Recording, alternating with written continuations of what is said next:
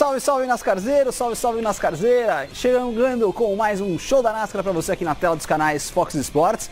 Um fim de semana na pista mais icônica da sua categoria favorita, Daytona. Realmente um grande palco, muita expectativa. Mas Rodrigo Mataro, eu acabei trocando meu bordão de esfregue suas mãos para calce suas galochas, porque foi um fim de semana muito nebuloso, literalmente. Foi nebuloso, foi aquático, eu diria. E surpreendente, muito surpreendente, principalmente na categoria principal. Quem podia prever que um piloto com apenas 3 participações na Monster Energy NASCAR Cup Series ia vencer pela primeira vez na categoria? Realmente muito imprevisível a prova de Daytona, então vamos mostrar para você o que de melhor aconteceu no sábado/domingo da principal categoria da NASCAR em Daytona.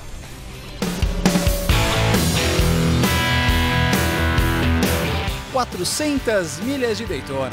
Sempre uma prova muito aguardada. Feriado de 4 de julho, emoção e muita chuva. Novamente a mãe natureza deu as caras na NASCAR esse ano. Corrida programada para sábado à noite, mas só aconteceu no domingo à tarde. Mesmo assim, com muitas ameaças.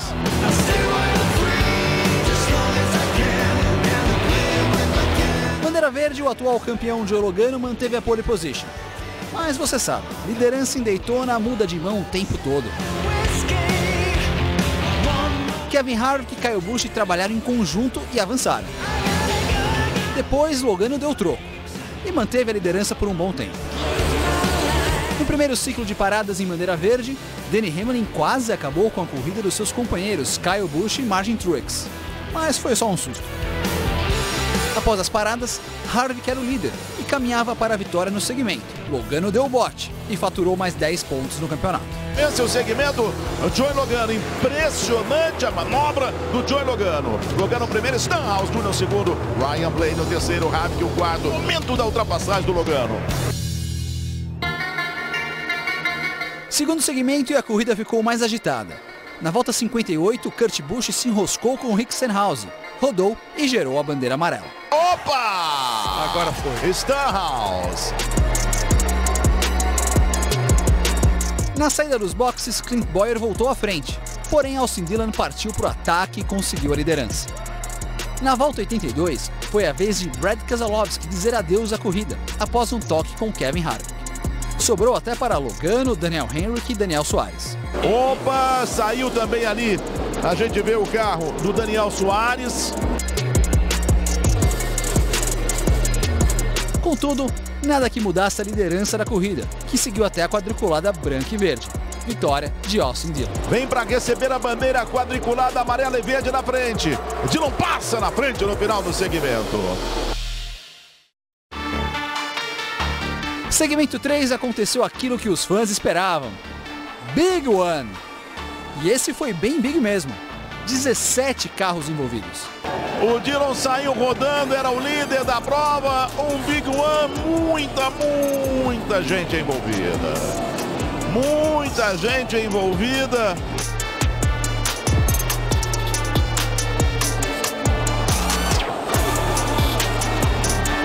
Depois do acidente, Kurt Busch era o líder. Só que ele optou por entrar nos boxes e fazer um pit.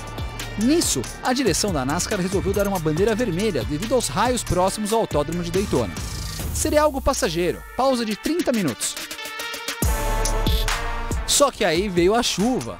E nesse momento a liderança estava com Justin Haley, um jovem piloto que estava apenas na sua 3ª corrida na divisão principal, competindo por uma equipe pequena. Enquanto uns queriam reinício, Haley esperava ansioso por uma decisão da NASCAR.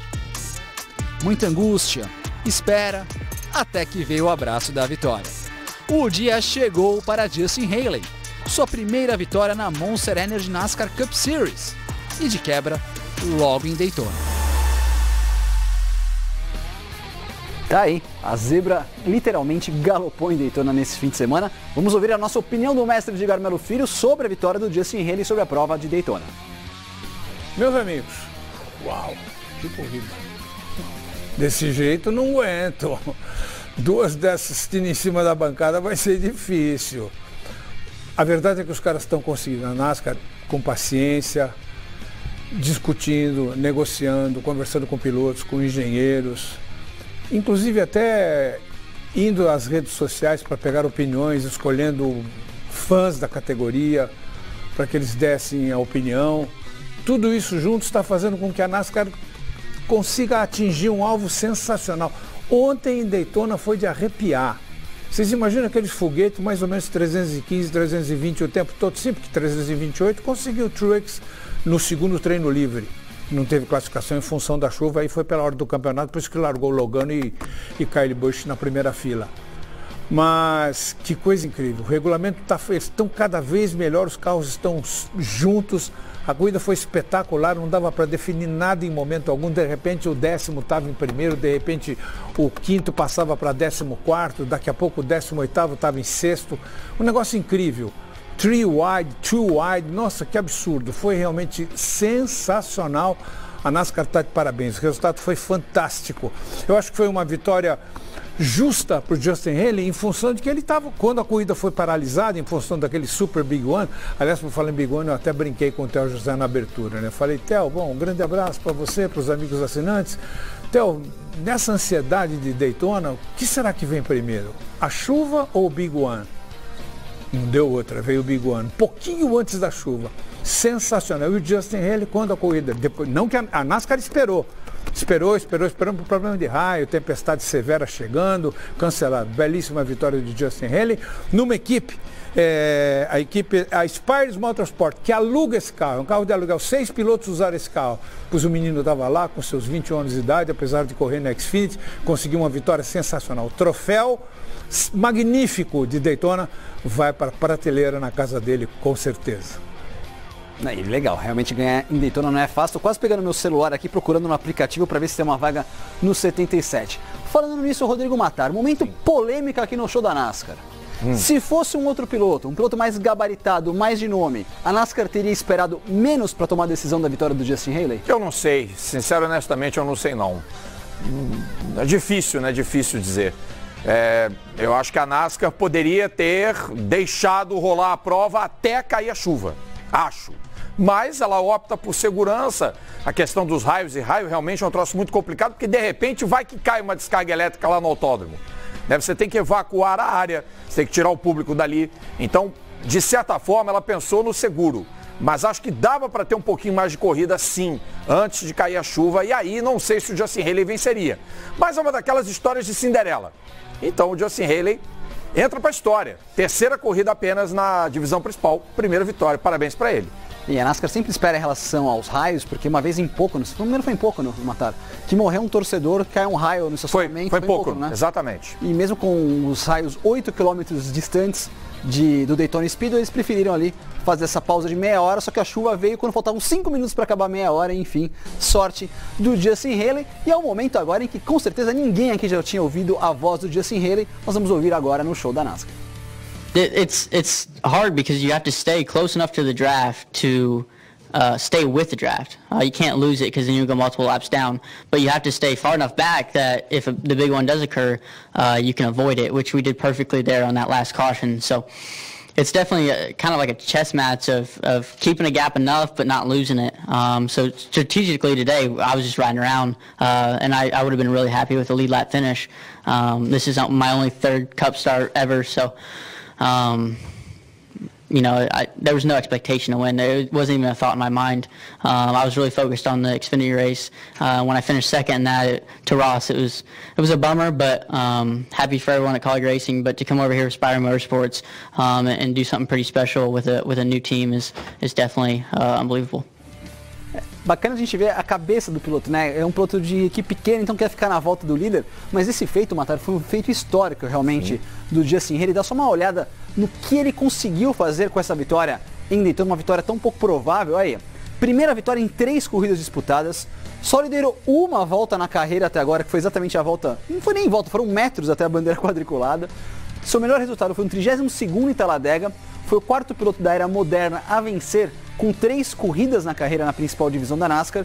E o 20º piloto a conseguir sua primeira vitória em Daytona, repetindo até o feito do Eric Jones no ano passado. Que feito do Justin Haley, hein? Tem mais outros 2. Quais? Segundo piloto mais jovem da história a ganhar em Daytona e o mais jovem a vencer em julho. Que legal. Na prova da Daytona 400. Então, Justin Haley fazendo aí o seu nome na divisão principal, com muita dose de sorte, mas você para para estar ali, você tem que ter um pouquinho de sorte, um pouquinho de competência também.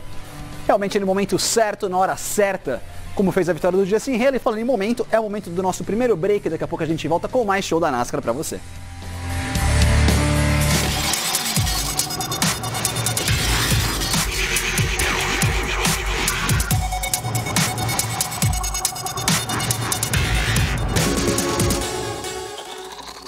NASCARzeiros do Brasil, estamos de volta aqui no Show da NASCAR. Vamos falar agora da Xfinity Series, a segunda principal categoria, que também teve uma prova eletrizante em Daytona. E olha, de novo, tivemos o show da melancia.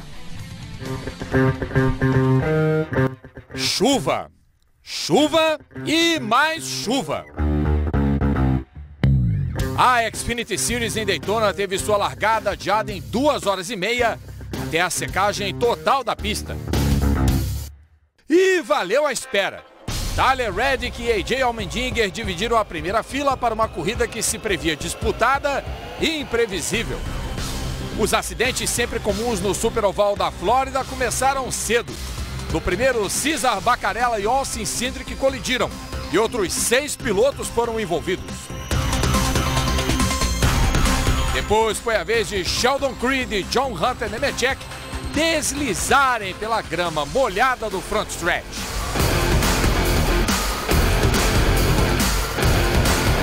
A relargada para apenas uma única volta em bandeira verde, Ross Chastain prevaleceu sobre Ryan Sieg e Riley Herbst, num top 3 bastante improvável naquele momento.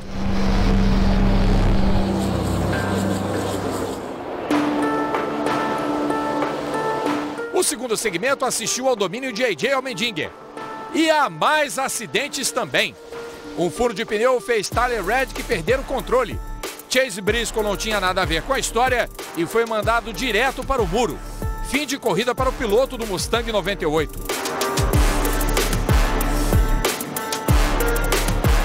Allmendinger fez valer a superioridade de seu equipamento e, com defesas perfeitas de posição sobre Michael Annett, venceu o segundo segmento. Na parte final veio a pergunta: quando e quem patrocinaria o Big One, uma instituição das provas da NASCAR em Daytona? Uma van premiere aconteceu na volta 74, do meio para o fim do pelotão. Foram 13 os pilotos envolvidos, inclusive Christopher Bell, um dos protagonistas da temporada.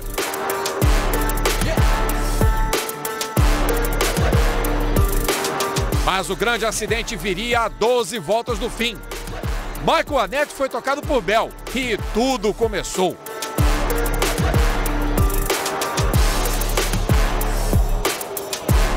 Foram 17 carros na pancadaria, vários deles totalmente destruídos, como o 00 de Cole Custer. AJ Allmendinger e seu spotter deram uma aula de como sair de uma batida como aquela. A direção de prova deu bandeira vermelha para a limpeza da pista.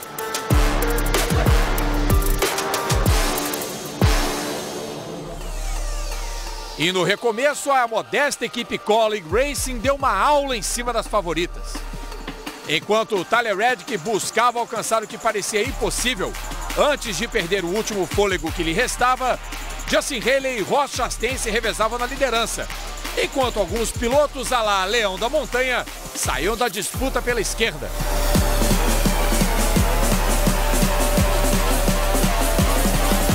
Chastain venceu a corrida diante da passividade de Haley. E AJ Allmendinger, que fechou uma histórica trinca para a equipe de Matt Colleague, acabou desclassificado na vistoria pós-prova. Assim, Christopher Bell herdou o terceiro lugar, com Austin Cindric e Stephen Leist fechando o top 5 de mais uma espetacular corrida da Xfinity Series em Daytona.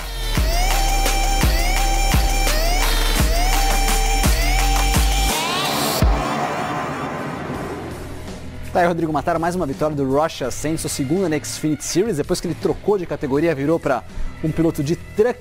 O que você pode dizer de especial dessa prova da Xfinity Series? Nossa, essa corrida foi espetacular e que lavada da Colleague Racing, né? Trifeta no resultado final, porém transformada em dobradinha com a desclassificação do Allmendinger. Olha a curiosidade, né? Foram 2 os carros para a vistoria, os 2 da Colleague. Um estava dentro, o outro estava fora. Foi o carro do 10 que conseguiu uma recuperação sensacional. Ele fez uma parada depois de ter se livrado daquele Big One, daquela panca que vocês viram. Botou 4 pneus novos e veio descascando para atropelar. Achei até que teria fôlego para vencer, mas o Chastain foi perfeito e conquistou mais uma vitória. Achei o Haley passivo demais e ele mesmo admitiu que foi muito passivo, que foi muito prudente no ataque, porque se de repente ele vai para a dividida com o próprio companheiro de equipe, sobrava para alguém, podia ser o Allmendinger, podia ser o Bell. Se fosse o Allmendinger a vencer, o Allmendinger era desclassificado. E aí o Bell herdaria a vitória e abriria mais vantagem no Big Three, que não foi tão bem assim. O Big Three foi menos brilhante do que de costume nessa imprevisível e sensacional corrida de Daytona. Eu adorei a prova da Xfinity Series, Thiago Alves. Xfinity Series realmente está um campeonato muito disputado, né, Matar? A gente observa prova após prova, pilotos importantes como o Allgaier até agora não vencendo, enfim, campeonato muito legal. E também é bacana a gente ver uma lição, acho, nesse fim de semana, Matar, das equipes pequenas, equipes, aquelas que são brigadoras, os batalhadores do automobilismo, ali, lutando para se sustentar e conseguindo bons resultados em provas que você tem a chance, em provas mais imprevisíveis como Daytona, né? Sem dúvida, a gente viu também o Ryan Sieg muito bem, com pontos de primeiro segmento muito importantes. Vimos o Brandon Brown terminando em 6º lugar, Greg Gaulding andando bem, Timmy Hill andando bem, porque sabiam que era a corrida que eles tinham a chance de acabar se classificando para o playoff. Não deu para a maioria, claro, não deu para ninguém, na verdade, porque com o Chastain vencendo, ele é inelegível, mas foi uma grande corrida da Xfinity Series, não tenham dúvida. Então vamos lá, vamos conferir agora como está o campeonato da segunda principal categoria da NASCAR depois de mais uma etapa realizada em Daytona, sem muitas alterações em termos de playoff. Bell e Custer com 4 vitórias, Red com 3, o Michael Annett com 1. Temos ainda o Cindric e o Allgaier disputando ali a 5ª colocação do campeonato. Na sequência, Noah Gragson, John Hunter Nemechek, o Justin Haley, Chase Briscoe, Brandon Jones e o Ryan Sieg ali conseguiu tirar alguns pontos brigando pela 11ª posição com o Brandon Jones, que em caso de outra zebra vai ser ali a briga para quem não vai ficar fora do playoff da Xfinity Series, se bem que acho que agora só em circuitos mistos, né, Matar? Pois é, aí só contando com vitórias em Mid-Ohio, talvez em Road America, Glen, né, uma possibilidade, mas acho que Mid-Ohio e Road America muito mais. Em Glen deve ter algum campeiro para tentar atrapalhar os sonhos dos pilotos da Xfinity Series. Falando nos campeiros, Edgar Melo Filho comenta um pouco mais sobre a principal categoria da NASCAR, no momento em que ele faz um balanço da participação das equipes nessa prova de Daytona. Vamos falar mais um pouquinho de Daytona, eu acho que vale a pena. Ficou uma expectativa, puxa, cadê os Toyotas? Isso mostra que, de repente, você está tendo uma variedade de marcas ali na frente. Você viu o domínio da Ford ontem, impressionante. Houve um momento que tinham 8 Fords nas primeiras posições. Mexe daqui, mexe de lá. Joe Gibbs, eu esperava, em função do que o Martin Truex conseguiu no treino livre, 328 na volta dele, foi a mais rápida, aliás, o recorde lá é 334, faltou pouco, só que com 200 cavalos a menos, hein? Faltou pouco para chegar lá. Mas realmente na corrida, quando o Kyle Busch por sorteio foi para a primeira fila, estava na cara que ele não ia conseguir um bom resultado, porque ele não fez nenhum dos 2 treinos, ele foi bem. Então faltou algum acerto do carro, que mesmo nas paradas durante a corrida ele não conseguiu acertar, embora ele chegasse, melhorasse um pouco o seu posicionamento em função do que acontecia na corrida, mas realmente a Toyota dessa vez ficou devendo. Denny Hamlin, uma vez ou outra, chegou ali, foi ali brigar pela 3ª posição, tentou brigar pela primeira, depois voltou, acabou caindo de rendimento. Eu acho que a Gibbs onde realmente faltou um pelinho. A Penske começou, os 2 carros começaram bem, pena que tanto o Keselowski como o Logano, que estava com um foguete na mão, eles acabaram envolvidos em algumas pancadarias. O Logano no Big One também acabaram acertando, como falei para vocês, 18 carros foram naquela brincadeira. Mas de qualquer forma, a Hendricks mais uma vez deu um foguete espetacular para o Bowman. E aí você fica esperando o Bowman ir para cima e ele não vai, ele tem muita paciência, espera. 9 vezes fora ele perdeu talvez a chance de, quando o Dillon venceu o segundo, ter sido ele o vencedor.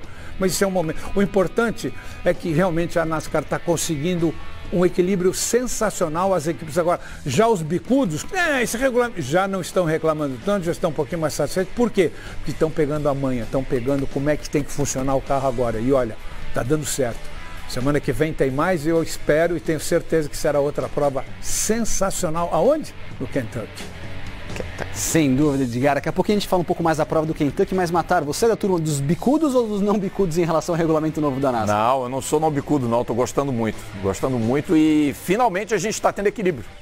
Né? A Chevrolet finalmente vindo para cima, especialmente com a equipe Hendrick, mas Austin Dillon também andando muito bem, ele que é um especialista nesse traçado. Agora, da parte do Kyle Busch vai ter tromba, né? E ele costuma reclamar, nada fora nada, como diz o mestre Edgar, o Kyle Busch antes da prova do Kentucky com certeza vai vir deitando falação. Só não vai reclamar quando ver a classificação da NASCAR. A gente vai rodar para você agora, que ele está lá na frente, pomposo, com 4 vitórias, junto com o Martin Truex Jr., o Brad Keselowski com 3, Joe Logano, Denny Hamlin 2, Chase Elliott e Alex Bowman 1. Vale a pena lembrar que a vitória do Justin Haley não o classifica para o playoff, porque ele não é um piloto elegível do campeonato. Kevin Harvick com 0 vitórias, mais 625 pontos, completando os 8 primeiros. E a turma da classificação ainda tem o Kurt Busch, que quase conseguiu a vaga com a vitória. Por uma volta ele era o vencedor. Almirola, 512 pontos. Ryan Blaney, William Byron, Jimmy Johnson com um pouco mais de vantagem em relação à zona da degola. É o 13º com 474 pontos. Kyle Larson, Clint Bowyer e o último classificado no momento. Aí numa briga bacana com outros pilotos, o Ryan Newman. Piloto Ryan Newman que briga pela vaga no playoff. Próxima chance, Matar, será no Kentucky, como já disse o Edgar Melo Filho, uma pista um pouco mais padrão NASCAR, um circuito relativamente novo, 1998, 69 mil pessoas cabem na pista, circuito de 1,5 milha, aqueles 4 graus de inclinação na reta, de 17 a 14 nas curvas e na reta curva ali, de 8 a 10 graus, serão 267 voltas, 400 milhas, ano passado, mais um show de Truex. Pois é, o oval clássico de 1,5 milha, difícil prever o que vai acontecer. Mas eu acho que a gente vai ter, de novo, uma grande prova, é a nossa esperança sempre. As provas de 1,5 milha têm sido excepcionais, Chicagoland foi excepcional e acho que o Kentucky nós vamos ter um corridão também. O que foi corridão e pancadão foi o lance que nós vamos reviver agora no seu TBT da NASCAR.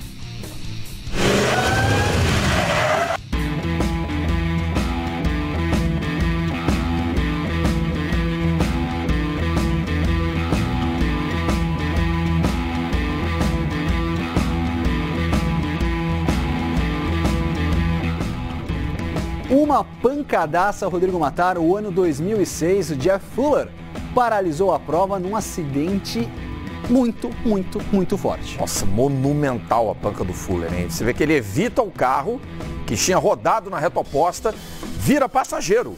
E não havia o softwall na parte interna do circuito, ele destrói o carro e é incêndio, né? Que cena impressionante. E a sorte do Fuller, que ele sai de maca, mas sai ok ali, foi que a sorte que ele bateu do lado que não é o lado do passageiro, né? O lado do motorista, teoricamente seria o lado do copiloto, né? Exato.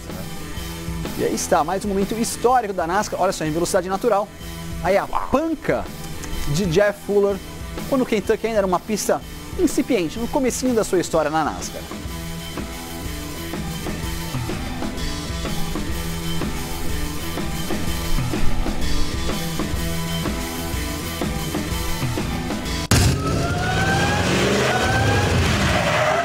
Sobrou muita coisa não, hein? Mas parece aqueles late models, né? Isso que vai todo amassado, cara. É verdade. Algum palpite para essa prova, Matar? Sim. Eu vivi perigosamente em Daytona, quase deu certo com o Justin Haley, mas nessa vez no Kentucky não vou não. Eu vou de Martin Truex Jr., show de Truex outra vez. Na bola de segurança, vamos ver, acho que pode ser que dê a primeira vitória do Ryan Blaney. Eu sigo insistindo com o piloto da Penske. E claro, você segue aqui com a gente no Show da NASCAR. Semana que vem a gente volta com muito mais, contando as histórias de um fim de semana repleto de provas aqui na tela dos canais Fox Sports. Um grande abraço e até o próximo Show da NASCAR.